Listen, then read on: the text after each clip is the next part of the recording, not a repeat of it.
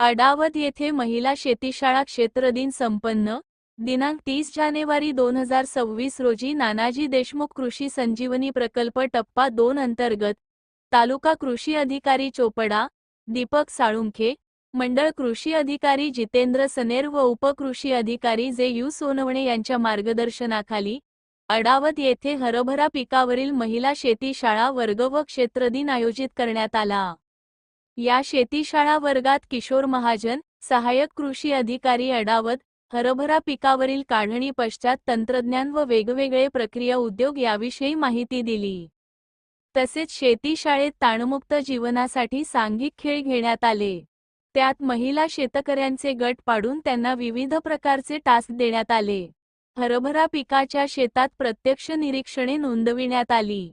तसेच हरभऱ्याच्या शेतात प्रत्यक्ष निरीक्षणे घेऊन महिला शेतकऱ्यांना पिकाविषयीच्या तांत्रिक बाबींबद्दल माहिती देण्यात आली।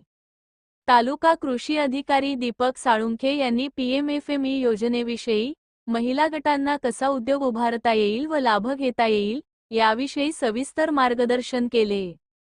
तर उपविभागीय कृषी अधिकारी श्री साठे साहेब यांनी महिलांनी हे घेतलेलं ज्ञान आपल्या स्वतःच्या शेतात नेऊन आपल्या आजूबाजूच्या परिसरातील इतर शेतकरी महिलांना ते अवगत करावे व त्याचा प्रत्यक्षपणे आपल्या दैनंदिन शेती करताना अवलंब करावा असे आवाहन केले। ही महिला शेतीशाळा अडावत येथील प्रगतिशील शेतकरी रमेश पवार यांचे शेतावर घेण्यात आली। या क्षेत्रदिन कार्यक्रमाचे अध्यक्षस्थान माजी सभापती पंचायत समिती चोपडा रमेश पवार यांनी भूषविले। याप्रसंगी माजी सरपंच भारती महाजन, हिम्मतराव महाजन, विजय पाटील, आशा पाटील, स्वादिनी अनुलोम प्रतिष्ठान, पिंटू महाजन, विजय महाजन आदी उपस्थित होते। शेतीशाळेसाठी संदीप महाजन ग्रामपंचायत सदस्य अडावत, हर्षल महाजन, कृषी सेवक किरण गोसावी, कृषी सेवक चेतन बोरसे, समूह सहाय्यक अमोल शिरसाट व प्रवीण सोनवणे यांचे योगदान लाभले।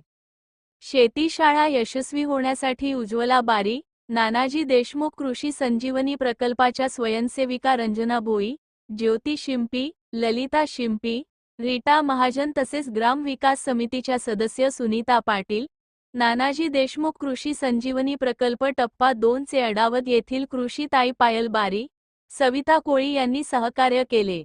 तर के.एच. महाजन, सहाय्यक कृषी अधिकारी अडावत यांनी संपूर्ण नियोजन केले।